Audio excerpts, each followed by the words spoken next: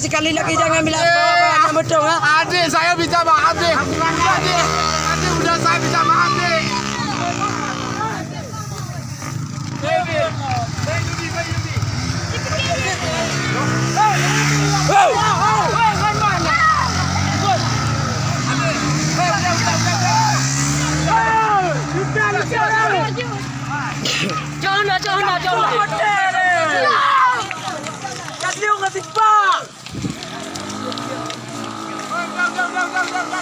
Ketebak ni udah.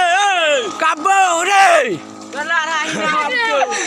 Ya gini aku ni. Ini betul atas. Bukan orang lain ni.